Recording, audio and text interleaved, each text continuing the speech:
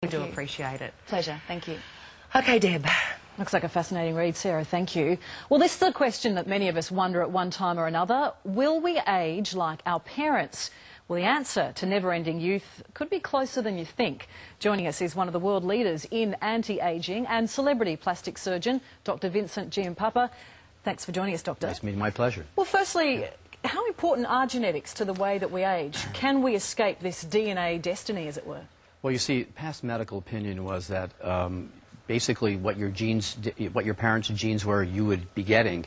The new opinion is really genes account for approximately 30% of our potential for being well or how we age. So that leaves 70% basically in our power to control our environment, our lifestyle, to really make the difference. We rely on a lot of things to stave off ageing. Creams, vitamins, healthy living all encompass it. But can we do anything to look after our DNA?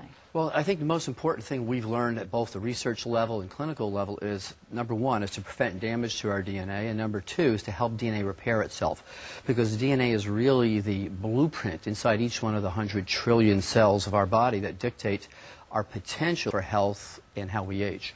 You're involved in the cutting edge of looking at anti-ageing techniques. What are some of the top processes that are helping to stave off ageing? Well, I think some of the most important things to look at are stem cells. Now, in our body, there's two types of general groups of cells, our body cells and our stem cells.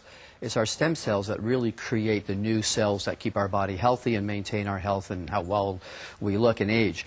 So those stem cells produce things called growth factors. And growth factors, now we know, are really the secret to keeping our body healthy at all levels and how we look, how we age, and particularly our skin.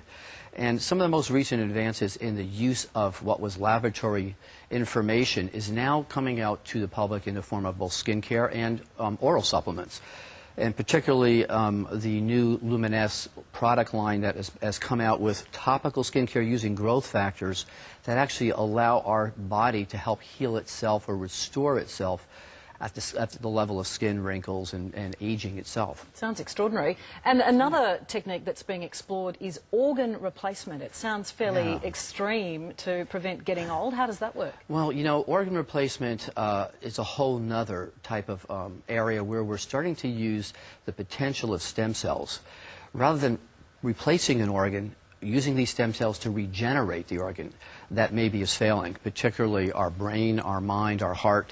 Stem cells are being used in our skin, for instance. Stem cells are being used as a therapeutic mode to regrow new heart muscle, to restore your memory. And particularly on the surface of our body, the largest organ in our body is our skin. So it's being used there to help not just keep us looking young, but healthy. And finally, we were talking about cryogenics earlier. Yeah. Do you see a time where we might live, not forever, but perhaps for very extended times, and why would we want to? Well, you know, it's interesting because the cryogenics has been something we've known about for decades. In essence, we're already doing that. What we're doing now is collecting your stem cells and freezing them instead of your whole body. And so by doing that, we've frozen an essential part of you in time that can be used any time the rest of your life to maintain your health, to restore your heart, your lungs, your kidneys, your skin, cosmetically.